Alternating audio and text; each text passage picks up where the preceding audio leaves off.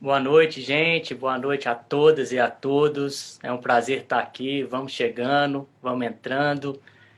Quem já chegou pode mandar um aviãozinho e chamando as pessoas, porque hoje é super especial esse papo, né? Nessa semana que a gente emendou duas lives. Ontem teve com Wagner Moreira, que foi linda. Quem não viu, tá aí no IGTV do Ponto de Partida. Tem a parte final, eu não posso dar spoiler, mas assim, quem não puder ver tudo, vai na parte final, porque tem uma surpresa maravilhosa. E hoje a gente está aqui recebendo o Kaká Carvalho, que é um grande ator, né, que faz parte da história do Ponto de Partida há tantos anos, nesse projeto que é a Residência Artística, que eu já falei várias noites aqui, que a gente está formando 15 residentes durante 10 semanas, né? A gente falando um pouco do processo de criação, formação do ponto de partida, um pouco do nosso processo de produção também, e está sendo muito rico. E é claro que a gente não podia deixar de compartilhar com vocês, com o nosso público, um pouquinho do que a gente está vivenciando. Esse projeto é patrocinado pela CEMIG através das leis de incentivo à cultura. Então, queria agradecer a CEMIG, que é parceira da Bituca, dos meninos de Araçuaí também, de vários outros grupos e artistas de Minas. Sem ela, esse projeto não podia acontecer. Vou falar de novo para vocês mandarem um aviãozinho, chamar a gente para assistir, porque agora vai começar uma conversa maravilhosa entre o Kaká Carvalho e a nossa diretora Regina Bertoli. Eu vou aqui meter o bedelho de vez em quando, mas com muita parcimônia, porque eu não tenho nem o que dizer com esses dois aqui. Então, boa noite, Kaká. É um prazer ter você aqui. Boa noite, Pablo. Boa noite, Regina. Boa noite, Cacá. Boa noite, ponto de partida de tantos anos, onde eu desenvolvi fases da minha vida, encontros da minha vida de crescimento, de chegar nessa cidade e encontrar um grupo com uma estrutura muito particular e que hoje, depois desses anos todos, eu vejo que essa estrutura ela ganhou outra proporção ainda mais bonita e importante. É bom, eu tenho 67 anos. Quando você vê essa resistência, eu não consegui manter muitos dos grupos que eu tentei manter dos espaços, por viver talvez em realidades muito mais terríveis no sentido da concorrência, da milhões de coisas que são impeditivas de você seguir. Mas eu fico maravilhado, alegre, porque o grupo Ponto de Partida não faz hoje mais somente um trabalho, acho que também não fazia antes, mas agora é muito claro, um trabalho de produzir espetáculos, né? É um trabalho que envolve as pessoas do lugar, as pessoas dos lugares, e vai fazendo com que o trabalho do teatro seja um trabalho também de cura. E o trabalho de cura é importante. Cura da cabeça, cura da alma, cura da relação da pessoa com a vida e cura mesmo do discurso de você com você mesmo, né? Através do encontro, através dos discursos dos textos, das músicas que se cantam, elas passam a ser como eu gosto. Quando você monta um espetáculo, você não é. Texto não é só um texto, a música não é só uma música, o cenário não é só um cenário. Eles são companheiros com os quais você convive, você encontra às 9 horas da noite, você viaja para mostrar o seu encontro com aquele texto em outro lugar e como você se relaciona com esse encontro. Então, tudo como companheiro de percurso, de aventura. O teatro, para mim, é a arte da aventura.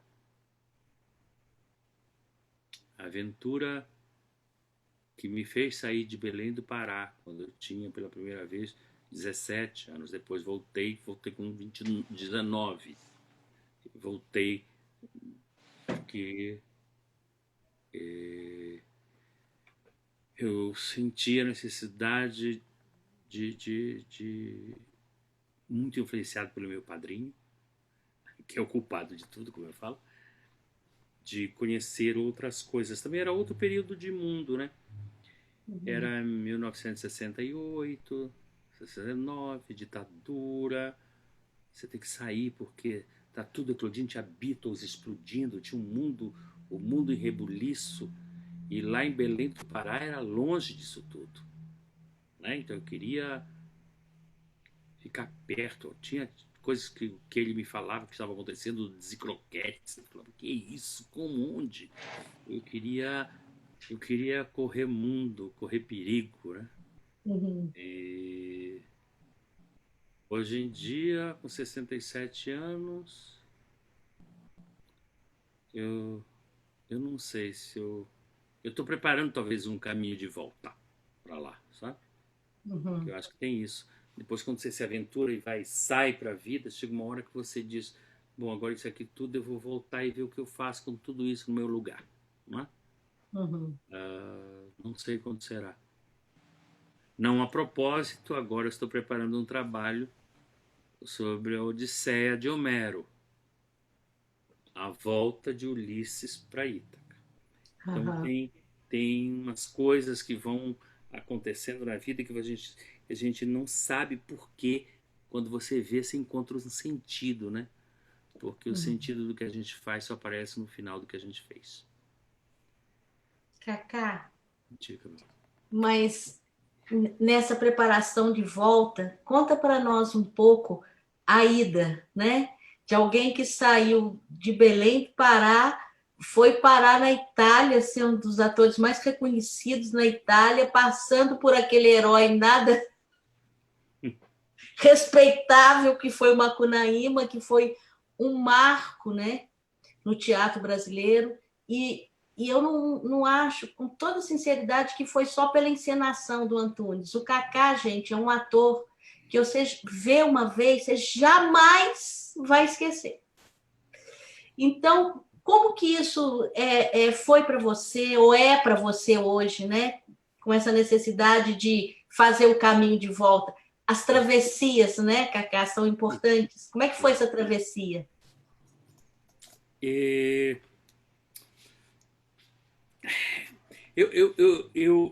Eu posso contar detalhes desse percurso assim, mas tem uma coisa: a gente começa a fazer teatro por razões que elas vão mudando à medida que você vai fazendo. Amadurecendo. Né? Quando eu comecei lá em Belém, eu queria fazer aquilo porque eu já fazia. Não sabia o que era, mas eu fazia. Eu não fui uma criança de ter amigos. O melhor lugar da casa da minha mãe era quando eu ficava sozinho, saía todo mundo, eu ficava sozinho, me enfiava embaixo da cama de minha mãe e de meu pai para ler meus livros escondidos embaixo da cama. É uma coisa que para mim é ali. Então eu tinha uma relação comigo mesmo. Meu padrinho dizia que para minha mãe, esse teu filho já nasceu velho. Então eu sempre tive uma coisa comigo de talvez de falar com quem não existia. Eu sempre tive essa coisa. Eu me trancava na casa da tia Osmarina, na parte de trás da casa dela, minha prima Ana Lúcia dava aulas particulares. Nos horários que ela não dava aula, eu ia, passava pelo corredor lateral, ia lá para o fundo onde ficava a casinha, dava aula, fechava tudo e dava aula para as cadeiras vazias. Brigava com todas as cadeiras, corrigia provas, me colocava em situações absurdas. Hoje em dia eu olho para isso e falava assim, mas gente, quer dizer então que ali eu já brincava, jogava. Uhum. Com o passar do tempo, que eu fui começando a mexer com um grupo muito importante na minha vida lá em Belém do Pará, que foi o Grupo Experiência, eu acabei participando de uma ação cultural promovida pelo Rio de Janeiro, onde ficava a Funarte, que marcou a minha vida e a decisão de sair de Belém. Eu participei de um evento chamado Barca da Cultura da Amazônia, onde Pascoal Carlos Magno foi até Belém, pegou um grupo, outro grupo. O nosso grupo faria uma peça infantil e nós entraríamos e entramos numa corveta na época da Marinha de Guerra, porque sabe como era na época, era a ditadura, e nós saímos de Belém até Manaus, dentro dessa corveta, parando de cidade em cidade, chegava e mostrava o espetáculo para essas cidades. Imagina, 1964, você chegar numa corveta da Maria, descer aquilo tudo e pá, em cidades que você não existiam. Enquanto isso, os médicos faziam tratamento de ver como escutavam o pulmão das pessoas, outros viam dentes. Então era uma ação que aquilo me impactou muito dentro de mim. Eu falei, meu Deus, eu quero sair com o teatro agora, se o teatro é isso. Então nasceu em mim esse negócio de sair ali. Depois a Belém ficou pequena, porque meu padrinho dizia sai. Meu padrinho foi um grande poeta que faria 100 anos este ano, chamado Rui Barata, e ele foi o culpado, dizendo vai por aqui, porque é ali, porque... E eu vim. Nada dava certo. Nada. E quando eu estava desistindo, eu acabei indo levar uma amiga para fazer um teste num teatro, São Pedro. Era o último dia de testes. Eu estava já me despedindo das pessoas que eu ia voltar para Belém. Quando eu vi, apareceu o Amaury. Já foi embora, meu amigo. E começou a fazer uma coisa estranha em cena. Eu falava, gente, que é aquilo? Eu falei, Amaury não, ele tá irritado, grita, cara.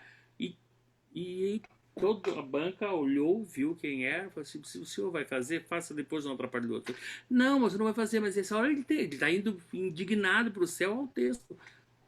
Me meti, sabe, essa coisa de acho que eu tive sempre já esse negócio de me jogar, de me atirar, sabe? Uhum. Esse homem era o Antunes Filho que me chamou para fazer, então faça se você diz que faz, sabe como é. Eu fui e fiz, e ali eu fui escolhido para fazer Macunaíma. Um espetáculo que eu reconheço, marcou o teatro brasileiro, uma mudança do teatro brasileiro. Fiz junto com mais uma galera incrível, com artistas como Naum Alves de Souza fazendo cenário figurino. Sabe, uma coisa incrível, um projeto raríssimo no Brasil, no mundo. Eu fiz 565 espetáculos. Nossa. Rodando. Nova York, Belém do Pará, Rio de Janeiro, França, Alemanha, Japão, Portugal. Isso muda a vida de uma pessoa. Eu era muito jovem, eu tinha 24 anos. Quando você vê essa capa do New York Times com 24 anos, te dizendo que você é isso, com Jerry Lewis indo assistir e eu indo comer com Jerry Lewis, eu falava, gente, mas o que está acontecendo? É tudo muita coisa, sabe? Uhum. É muita coisa. Mexe. Você não sabe como você reage. Você viaja, está hoje num lugar, é um dinheiro, porque na época não havia o mercado como o europeu, não era moeda única. Você sai daqui, é escudo, você muda para ali, é lira, você vai para lá. Você não sabia o que era, e toda hora a capa do jornal, porque eu entrava em cena 8 horas da noite e saía meia-noite. Daquele espetáculo absurdo, fazendo aquele índio lá, que foi feito genialmente pelo Grande Otelo. Aquilo tudo, quando acabou, eu não queria mais fazer nada. Porque eu não estava entendendo mais nada. Era tudo muito violento, sabe? Uhum. É uma coisa doida. E aí eu fui vender artesanato presilhas para cabelo de mulher numa feira hippie. Fiquei 1 ano. Para me reequilibrar. Aí eu voltei pouco a pouco, pouco a pouco.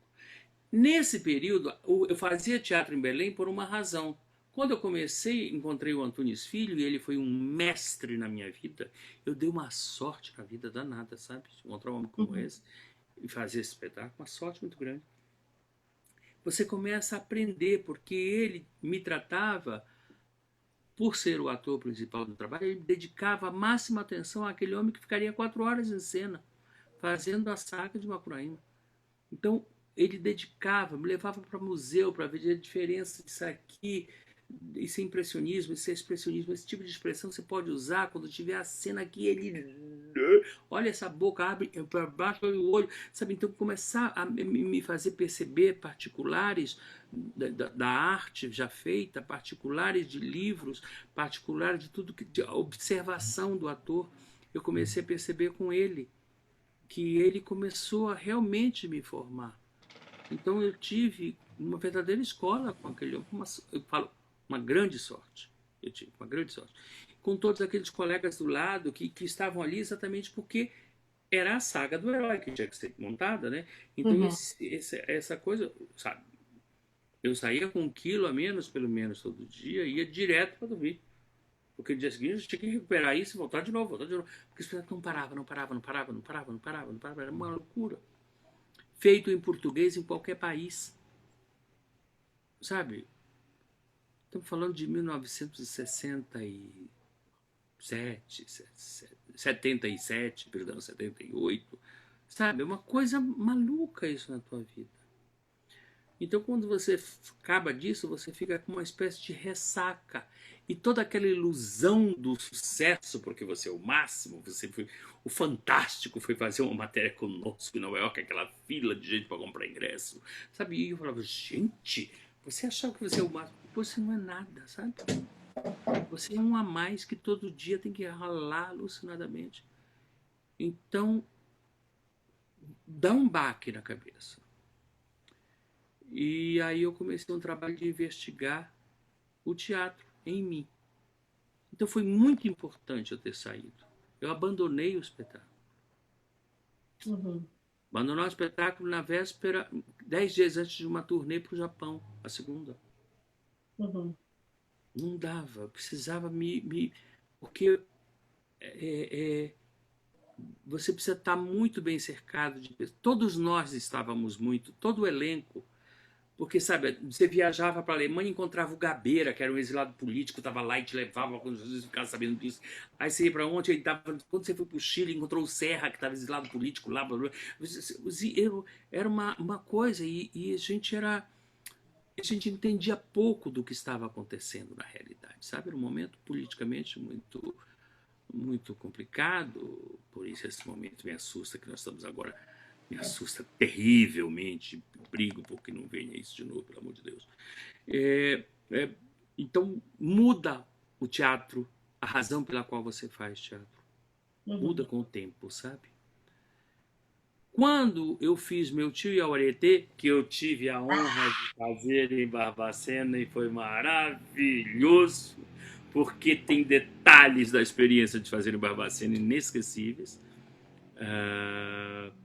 Quando eu fiz ali, no começo de tudo, eu já entendi, graças a também os companheiros que eu tinha, Roberto Lage, Márcio Medina, todo mundo do lado, Vivian Buckup, que cuidava do meu corpo, a filha da Eva Vilma, eu já entendi que eu precisaria ter um trabalho elaborado fisicamente e um trabalho elaborado vocalmente, muito mais do que com Macunaíma.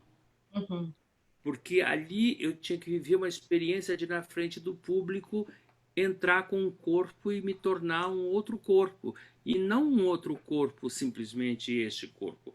Um corpo vocal diferente, um corpo de idade diferente, um corpo de relação com o ambiente diferente, porque o homem envelhecia e se transmutava numa onça. Não é? Então era um trabalho muito difícil. Engordei para fazer o espetáculo, não cortava. Você lembra Não cortava unha de mão, É, não cortava unha de pé. Unhas enormes, cabelo sem cortar por 4 anos, unhas da mão sem cortar por 4 anos, unhas dos pés sem cortar por 4 anos. Era isso para poder criar essa coisa que para mim é a coisa mais difícil. A coisa mais difícil para mim não é decorar o papel, não é fazer a marcação, não é nada disso. O mais difícil para mim no teatro é fazer com que aquela pessoa que está na minha frente acredite. É muito difícil. Porque parte-se do pressuposto de que ele está lá representando. Uhum. Romper isso e ele acreditar que aquilo está acontecendo e é um fato, porque ele está acreditando naquilo ali, porque ele está mantendo uma relação com aquilo ali e aquilo gera nele coisas que ele passa a pensar como sendo esse misterioso encontro de quem faz e de quem assiste, sabe? Começou a nascer em mim essa pesquisa. Nesse momento eu já desenvolvia um trabalho que estava muito fervendo em mim. Eu queria encontrar gente e contaminar gente. Por isso as idas tantas a Barbacena, as coisas eu agradeço, porque eu aprendi muito. Na medida em que você troca, você vai aprendendo, você vai, sabe, oficinas em Barbacena, oficinas em onde você vai encontrando gente que quer também, sabe? Começou a nascer ali. Esse espetáculo foi o espetáculo que acabou me levando para apresentar na Itália. Ao apresentar na Itália, eu não entendi nada, porque foi feito em... Sabe? Gente, vocês mineiros, Guimarães Rosa precisa de um tradutor do lado. No caso, se vocês forem olhar, o meu tio Aretê começa exatamente assim.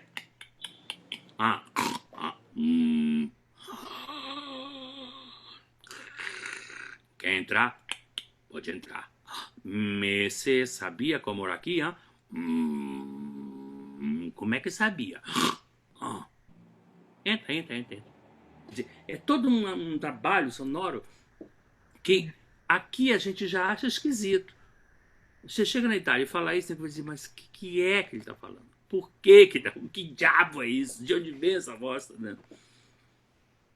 Então, eu achei que foi um fracasso.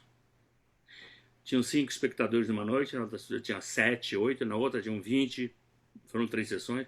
Tinha sempre um homem assistindo ali. Aquele homem assistiu todos os 3 dias. Um outro também assistiu todos os 3 dias. Uma mulher também assistiu todos os 3 dias. Porque essa gente não sabia quem era, não sabia o que era dali. Um ano depois eu fui chamado porque aquele homem que havia assistido 3 noites era Grotowski.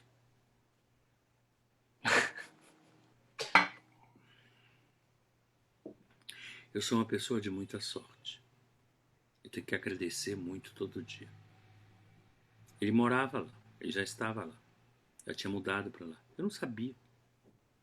A Celina Sodré, eu estava fazendo espetáculo no Rio de Janeiro, ela me indicou, vai porque lá é legal, tal. Eu cheguei e falei, que cidade é essa? Que lugar é esse? Me botaram para fazer uma quadra de esporte, e tinha um eco que fazia uou, uou, uou. Agora você chega e fala, quer entrar, pode entrar. Aquele eco, ficava uma coisa horrorosa, ia embora tudo para dar errado. E aí eles me chamaram para começar a fazer um curso lá, do curso, um outro curso. Aí o primeiro espetáculo com um ator, diretor de lá. Veio para o Brasil, faz aqui. Foi um texto Plínio Marcos que eu fiz lá. E depois um outro convite. E aí eu passei a entrar para a companhia. E aí nasceu uma relação fortíssima com o diretor, chamado Roberto Batti, com quem eu trabalho e é meu mestre até hoje. Então... com o Roberto eu faço espetáculo só com ele. Desde 1991. Eu só trabalho com esse mesmo diretor. Deixa eu te dar uma provocada nisso.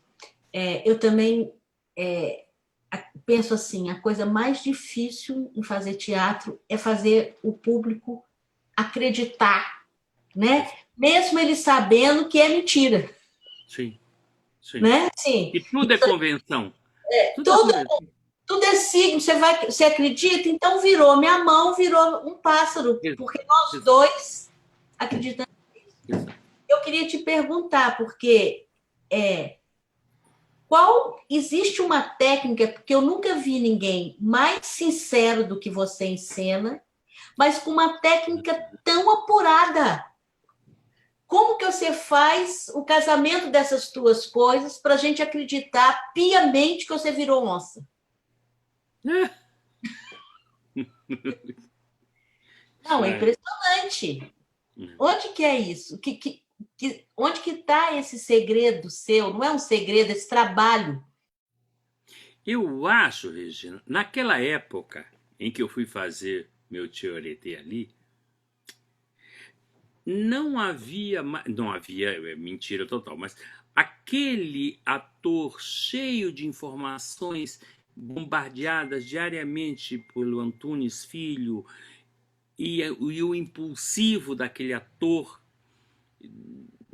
que me fizeram fazer, junto com todos os meus colegas, pelo amor de Deus, Macunaíma, abriu espaço para entrar um outro tipo de pensamento, que é dessa composição, e não vamos esquecer que para fazer a linguagem do Guimarães Rosa virar corpo, eu comecei a fazer um tratamento de voz que eu havia começado em Macunaíma e que se desenvolveu ali, que foi onde eu conheci um homem radical na minha mudança, chamado Theophil Mayer, um alemão, que veio dar uma oficina em São Paulo, e eu fui me inscrevi, fui para fazer, que tinha na época um trio vocal chamado Ex Voco, que começou a colocar a minha voz em regiões que eu normalmente nunca havia colocado. Esse homem é fundamental para me fazer perceber todo o que é esse aparato, de como usar, quantas orquestras todo ser humano, todo ator tem e que precisa explorar. E para explorar, você não pode explorar só isso, porque o corpo, para que ela saia ali, você precisa ter um apoio físico num ponto que, para que ela saia com maior intensidade e clareza aquilo que você pensa enquanto partitura mesmo de composição vocal, e aí entra a física junto. Então vai mudando. Por isso que eu falo, quando começa, não é como vai se desenvolvendo uma coisa que você vai roubando. Essa palavra importantíssima para mim em teatro. O ator é um ladrão no melhor sentido da palavra, sabe? Daquilo que ele vê, de tudo que ele vê, de tudo que ele lê, de tudo que ele ouve e com que ele trabalha, do mestre, que ele tem que ter absoluta confiança nele, de ver aquilo que vai entrar nele e como é que ele vai elaborar para deixar um momento de ser dele passar a ser meu. Então, eu não sei te dizer exatamente como, mas é um processo de ir fazendo. Depois eu vou falar um pouco do que eu acho mesmo sobre isso. Mas eu acho que vai desenvolvendo em você e você vai descobrindo um modo de fazer com que tudo aquilo que virou inquietude em você vire certeza. Uhum. Sabe? Por mais que você desconfie, na hora que sai tem que haver certeza absoluta, porque senão o outro não acredita. Uhum. A certeza, mesmo que seja um erro total, ela tem que ser plena, porque senão o outro, se ele descobrir que você está em dúvida, não é? Ele não acredita. Você sabe como é, Regina, porque porque a vida ela é toda improvisada. Eu acordo de manhã jurando que eu vou fazer isso às 10 horas, às 2h30, às 3h30, e acontece tanto telefonema, tanta coisa, quando eu chego na noite, que eu passo um dia, a vista nos meus olhos, e falo, gente, eu não consegui fazer nada, porque o improviso da vida não me deixa. A arte do teatro pega, estuda a vida e estrutura. Uhum. A maravilha é que ela se estrutura. Então você tem ali naquela estrutura a oportunidade de todo dia ir mergulhar e buscar coisas dentro daquela estrutura, não é? Uhum. Então quando você descobre que aquilo que você faz não é só intuitivo, Uhum. que é uma estrutura para que você mergulhe, como quem mergulha para procurar coisa preciosa lá dentro e colocar para somar, para somar, para somar, você começa a dizer assim, ai, então a arte de interpretar não é uma coisa improvisada. Tem uma coisa que eu descobri, que uma vez fiz um curso com um camarada que mexeu minha cabeça, nossa, eu fiquei de um jeito que eu chegava em casa e chorava direto. Era assim, ele falava assim, olha, a diferença do teatro oriental para o teatro ocidental é imensa. Porque o teatro oriental, ele tem códigos. As pessoas estudam com o mesmo mestre desde os 6 anos de idade para se apresentar aos 30. E nesse período ele vai aprendendo uma série de códigos, de leis, e de para 30 ele está pronto para fazer um espetáculo. Aqui nós somos movidos por emoções. Elas não se repetem. Então, quando eu acho que esse personagem está triste, o que é aquela tristeza para mim é totalmente diferente da tristeza para uma pessoa que está montando o mesmo papel no Chile, e não tem um alfabeto gestual e vocal, como no teatro como na dança clássica, plié, plié em qualquer lugar, relevé, relevé em qualquer lugar. Na música dó é dó, dó sustenido é dó sustenido, mas a arte de interpretar do ator, ela tem um depende, que faz com que seja muito difícil de você criar um código. Então você precisa começar a criar um rigor para definir o teu código. Porque não tem. Não tem. Você lê o Stanislavski que te indica um caminho, aquele te indica outro caminho, eu te indico outro caminho, e você vai. Não à toa você, quando encontra a tal da partitura física proposta por Stanislavski, as ações físicas, você começa a dizer assim, eu vou naquilo ali porque aquilo ali te dá uma... Ok, então eu analiso por aqui, mas sempre é vago. É sempre vago. Então, o rigor você tem que descobrir em si. E é um rigor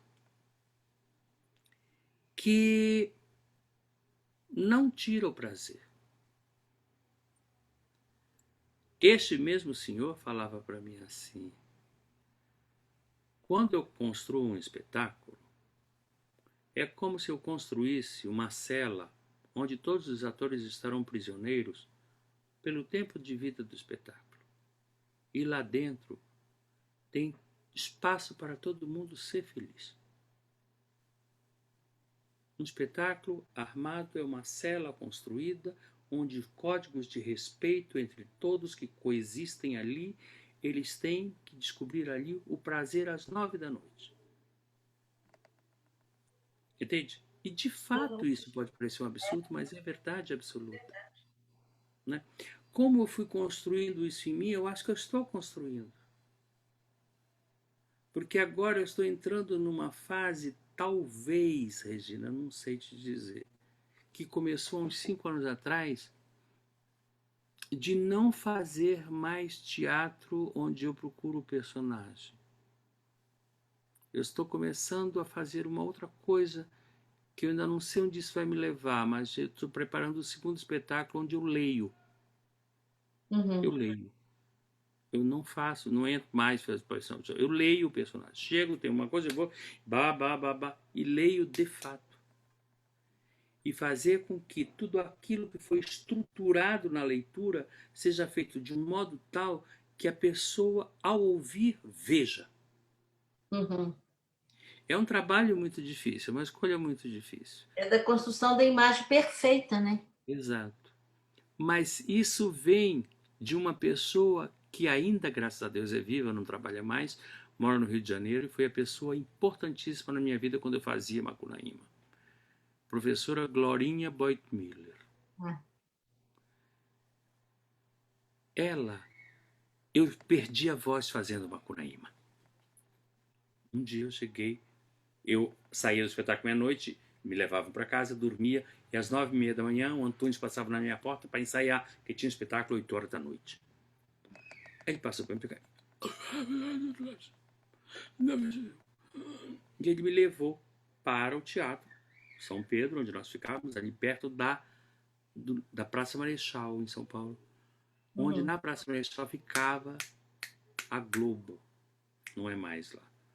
E ali acontecia de manhã um programa chamado TV Mulher. Tinha Marta Suplicy como sexóloga, Marília Gabriela em fio. Era essa gente que fazia o programa. E ali dava aula para preparador de técnica para os apresentadores de telejornal, Glorinha Boitmiller. Ela chegou, o Antunes foi lá, catou, levou para o teatro, falou, é isso. Ela falou, qual é a primeira fala que você fala no espetáculo? Eu não conheço o espetáculo. Eu falei assim, Antunes explicou, ele nasce e fica, e aí ele vai...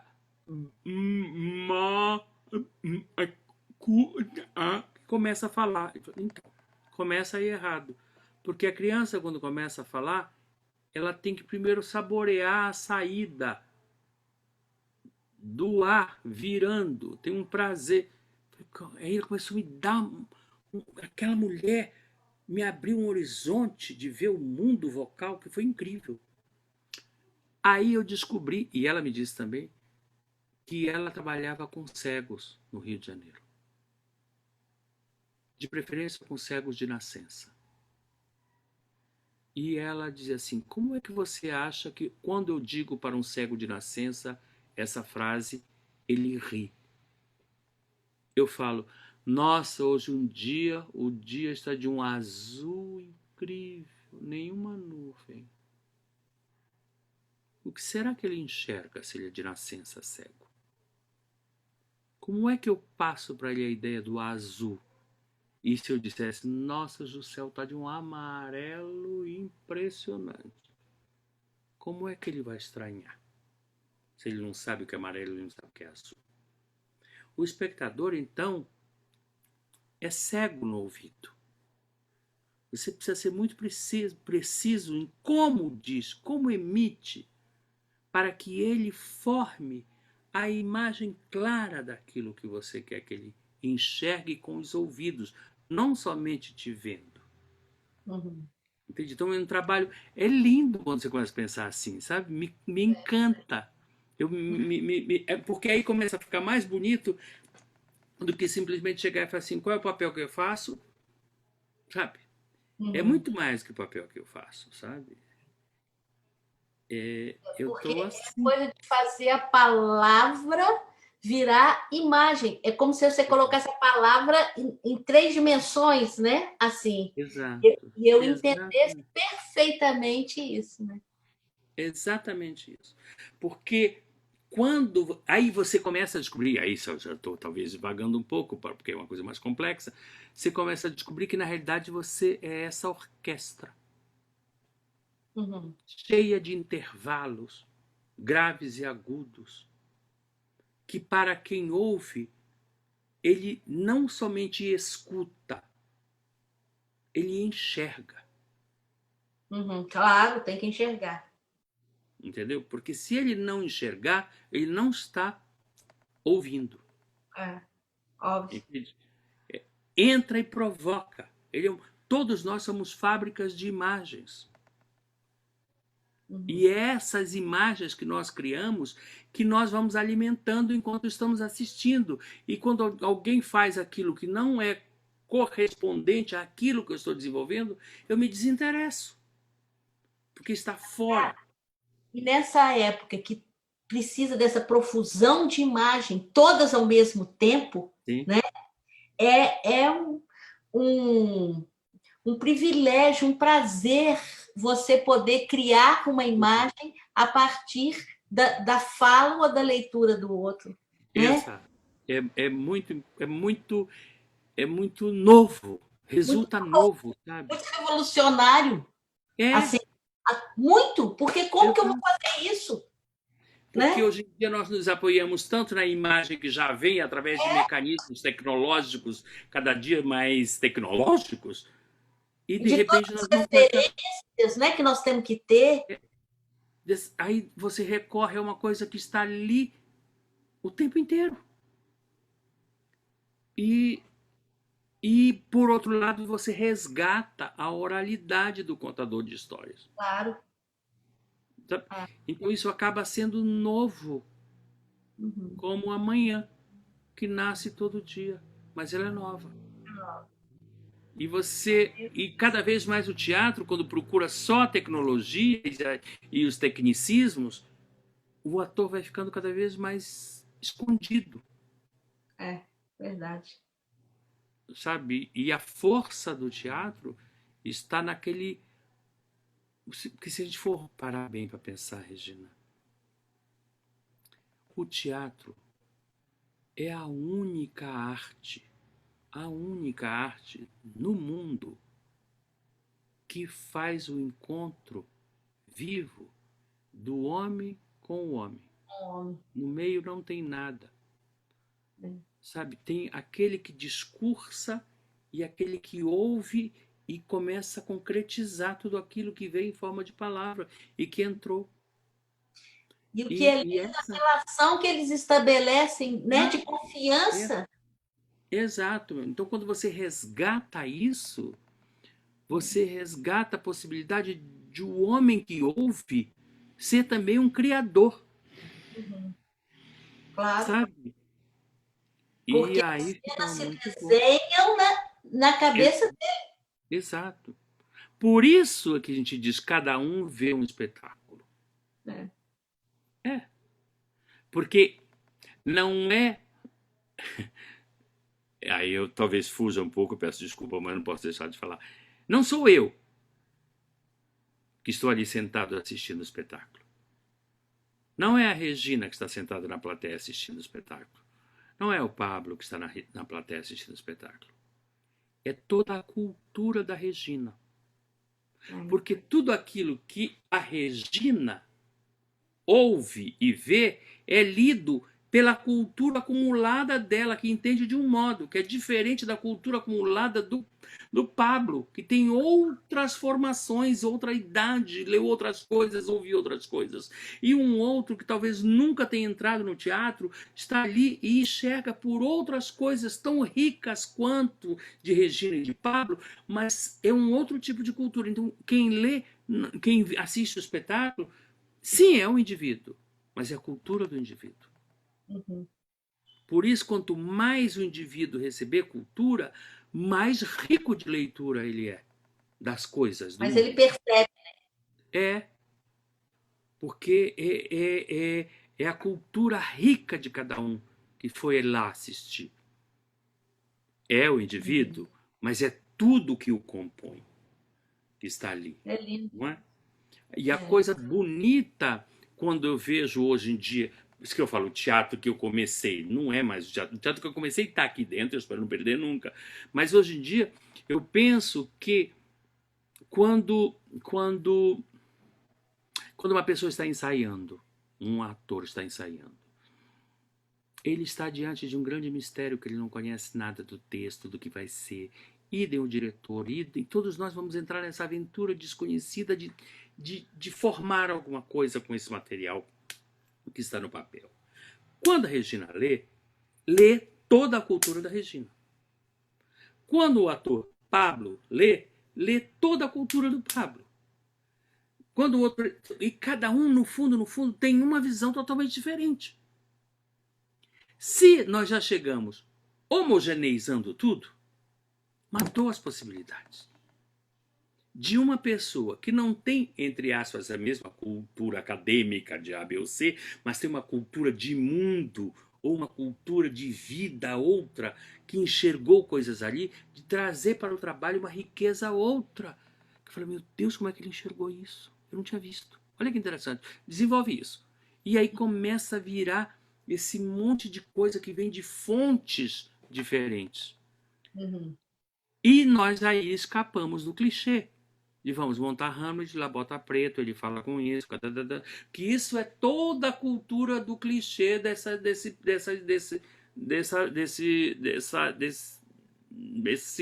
produto cultural, Hamlet. Então, quando a pessoa vai começar a fazer um trabalho, ela vai descobrindo aos poucos, juntando a sua cultura com tudo aquilo que entra nela. Então eu acho que existem só dois tipos de cultura: a cultura passiva e a cultura ativa. A cultura passiva é tudo aquilo que vai entrando. Eu estou entrando, eu tô dentro do ônibus, eu fico olhando, escutando coisas, aquilo vai entrando em mim, eu nem sei que está entrando. Eu leio um livro, fica alguma coisa daquilo em mim. Eu vejo uma novela que seja, fica coisa em mim. Eu vejo um filme maravilhoso, fica alguma coisa em mim. Um jornal, fica uma fotografia, tudo. Eu sou uma esponja que vai ficando. E isso tudo vai virando um caldeirão que de repente eu faço uma coisa resultando de 2 meses de ensaio, de coisas que foram lidas, ditas, vistas, tudo. Eu faço uma coisa que eu nem sei de onde saiu. Essa é a cultura ativa. Eu agi. Mas eu agi porque eu comecei a ficar acumulado de material que entrou, quando eu vejo eu estou fazendo. Entende? É um processo, por isso que tem gente ator, que não é que é ruim ou que é melhor que o outro, demora um tempo para fazer. Porque até tudo que está entrando nele começar a virar ação de fato ativa. Cultura ativa, de ser proprietário daquilo. É lindo quando você começa a pensar assim, sabe? E você não pensa mais só. Por isso que eu acho que hoje eu não sou mais um autor só que quer fazer papel. Sabe? Tá, talvez seja coisa da velhice, mas o meu percurso está me levando para isso. Deixa eu te falar uma coisa. Diz. Todos nós, seres humanos, bebemos essa cultura, né? Assim, bebemos tudo que a gente percebe. Mas só alguns conseguem representar essa cultura, fazer essa cultura virar um texto, um papel, que, né, que é o escritor ou é o ator. Por onde que você acha que passa essa necessidade? Sabe, o que te faz fazer teatro? O que te faz ser ativo? Sabe? Falar assim, eu enxergo isso dessa forma e quero mostrar assim. O filtro passou por mim e agora ela sai com a minha marca. O que te move?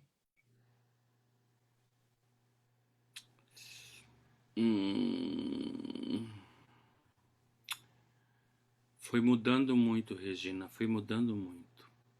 Roberto Batti, esse diretor com quem eu trabalho há tantos anos, há 3 décadas, sempre com ele, é responsável 90% disso. Eu, hoje, pensa bem, em 30 anos que eu trabalho com ele, nós fizemos somente 5 espetáculos.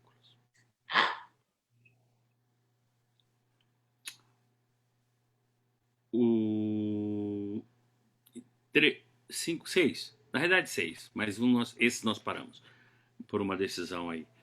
Mas por quê? Porque precisa de muito tempo para acabar. Então, e depois que ele fica, entre aspas, acabado, ele começa uma outra fase de olhar, seja eu, seja ele, para descobrir tudo que está atrás. Olha que loucura essa palavra. Tudo que está atrás daquilo que o Kaká está fazendo. Não se preocupar em botar mais um pouquinho mais para a direita, um pouquinho mais para a esquerda, porque está na frente. Mas alimentar o que está atrás.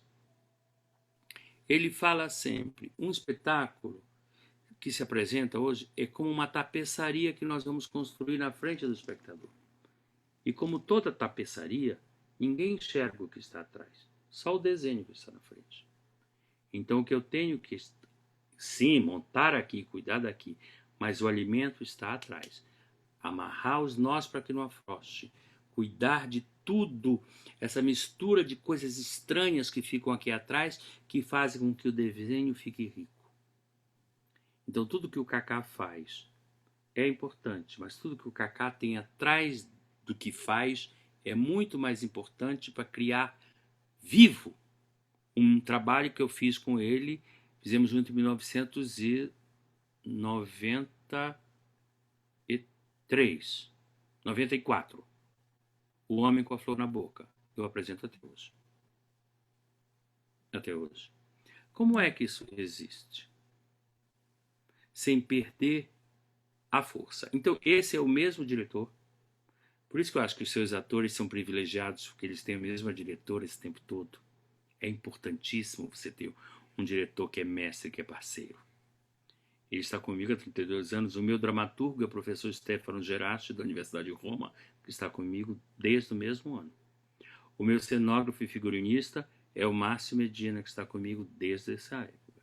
O meu iluminador é um menino que, quando começou a trabalhar comigo, tinha 17 anos, fazendo luz, que é o Fábio Rett. Essa equipe é a mesma até hoje, para um entrar em cena. Durante esse período todo, eu só fiz monólogos com o Roberto. Desse período todo que eu estou com ele, 3 desses espetáculos são sobre o mesmo autor, Luigi Pirandello. Então, você vai mergulhar numa coisa que é um poço sem fundo. Hoje em dia eu conheço mais a cultura do Márcio, hoje em dia eu conheço mais a cultura do Roberto, eu conheço a cultura do Stefano, conheço mais a cultura do Fábio, conheço um pouco mais de Pirandello. Porque eles são companheiros da minha viagem com o teatro, da minha aventura com o teatro. Sabe? Então, é importante isso, sabe? É muito importante, porque nasce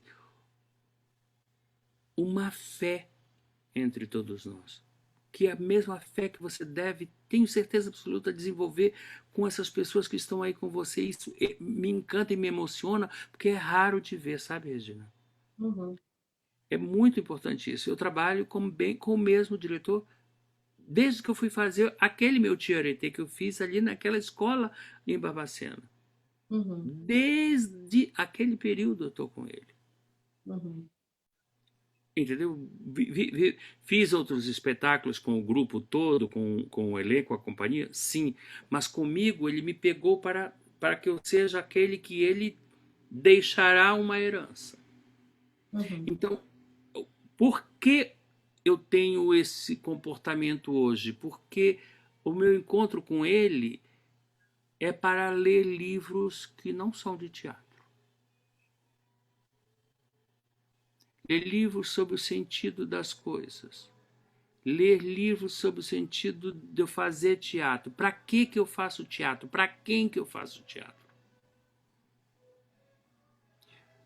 Talvez eu faça teatro hoje porque eu espero que na plateia tenha uma pessoa que nunca vai aparecer. Mas eu faço para essa pessoa. Que é com essa pessoa que eu vou manter um encontro de outra natureza. Então, o ato teatral vira um ato sagrado. Mas eu dizer isso assim pode ser cabotino, pode ser equivocado, mas é uma coisa construída ao longo de um processo muito demorado, você entende? Isso quer dizer que o teatro do Kaká é melhor do que qualquer outro teatro? De modo nenhum. Mas o teatro do Kaká é aquele teatro onde expressa um profundo mergulho na natureza do Kaká Carvalho. E não em algo que ele pode fazer para fingir que ele é o personagem X. Essa palavra fingir saiu da nossa relação faz muito tempo, minha e dele. Sabe? Então eu tenho muita sorte. Eu agradeço por isso, sabe? Então, quanto mais gente eu encontro, eu quero contaminar gente com um monte de coisa, sabe? Que eu acho que se não cair a ficha agora, cairá um dia. Sabe? Porque eu não sei quanto tempo ainda vou ter de vida. Sou infartado. Já é um monte de coisa, sabe? Então, cada pessoa que talvez eu deixe um sinal é um modo de eu não morrer. Então, eu não posso ser outra coisa senão intenso e honesto. Uhum. E Kaká, isso tem que começar desde cedo. Diga, Pablo. Ai, meu Deus, Pablo, Ivanê, Pablo. Diga, meu amigo. nós que temos sorte de ter você vivendo no mesmo tempo histórico, né, que a gente ter esse privilégio de conviver contigo, de ver o que você fez, esse legado. Faltam 5 minutinhos para a gente acabar aqui. Aí eu Último. queria pedir para vocês irem para o finalmente. Você estava falando com a gente, você teve uma experiência recente de fazer para um espetáculo, num teatro, né? Sim. Nesses tempos, não sei se você quer dividir isso um pouquinho com a gente. Eu achei bonito você Ah, é falando. uma loucura. É uma loucura. Começou, quando começou todo esse desastre mundial, que afeta todos nós e o teatro afeta no coração, eu falei, meu Deus, dançou tudo. Primeiro, porque eu posso morrer pegando esse negócio desconhecido. E segundo, porque eu não tenho mais o que fazer, não tenho teatro mais para fazer. Para onde eu vou? Aí ficou um período perdido. Eu fiquei realmente perdido, eu não entendia para que lado era. Com o Roberto lá, também na Itália, perdido para que lado era. Não, não venha para cá, que tá terrível, porque na Itália foi um caos, perdi muitos amigos, atores, professores, foi uma loucura. E aí o Sesc me convidou para fazer uma live, isso é moderno na minha vida, hein? Com uma cena de 20 minutos do espetáculo A Poltrona Escura de Pirandello, que eu faço há uns 20 anos. E eu não sabia onde fazer. E o Márcio falou, gente, como fazer? É a história de um advogado que chega na sua casa, vê aquela plaquinha escrita. Aliás, quem quiser assistir, está no Sesc ao vivo. Cacá Carvalho, a Carriola, Poltrona Escura, está lá. E ele chega e olha e fala assim, gente, esse homem que está aí escrito, que ele é advogado, professor, tudo isso, não sou eu sou um outro. Mas eu tenho que viver essa vida aí que está dentro da minha casa, com a minha mulher, essas crianças. Essa vida não sou eu. Quem sou eu? Ele entra em casa e se tranca no seu escritório. Só sai e vê a peça. Enfim. E nesse escritório ele faz uma ação terrível, que na realidade é um modo de desafogar na vida. Ficamos um tempo, eu e Marcinho, Roberto, onde fazer. E aí nós descobrimos que o lugar que eu mais fico na casa é o lugar de fazer. Aqui. O escritório do advogado passou a ser a biblioteca da gente. Entende?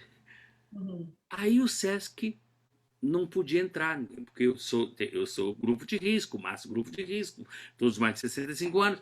Então, eles dão a câmera toda esterilizada lá e você vê onde vai colocar. Dão umas lâmpadas, você não sabe onde você vai colocar. Foi uma experiência incrível para quem tem 67 anos. Comecei a aprender coisa que eu nunca havia testado, sabe? E transmitimos daqui de casa. Muita gente assistiu. E virou uma coisa incrível. Depois, nós fizemos uma outra da sala de casa. Foi incrível. E aí surgiu o convite de fazer num palco de teatro vazio, sem ninguém na plateia, só uma câmera. Eu fiz até domingo agora. É uma coisa que eu ainda não sei dizer o que foi, sabe, Pablo? Porque é um momento que parece que nós estamos numa nostalgia, cada um com uma vela acesa e não deixando apagar, para o teatro não morrer, sabe? Fazer ele viver de qualquer modo. Então aquele momento que eu entrei ali para fazer, eram 5 meses trancado na minha casa, sem fazer nada, sem botar o pé num teatro. Então veio uma força que eu não sei de onde veio, que eu desconheci. E o espetáculo ganhou tons que nunca tinham sido dados, sabe? Então eu acho que esse negócio que a gente está aqui fazendo, é o possível. É para não deixar a vela apagar. E pode vir a nos ajudar. Ah, Não, lindo. não Falta um tem minutinho. relação, não é? Eu Não tenho, tem relação do homem, mas é possível. claro, eu tenho medo desse negócio desligar na sua cara, você falando, porque é assim, né? Ele não respeita. Deu uma hora, ele corta. Então, desculpa eu te Oh, meu interromper. Deus, tá bom. Muito obrigado a Obrigado. você, a Regina, foi incrível. Tá todo mundo aqui te mandando beijos.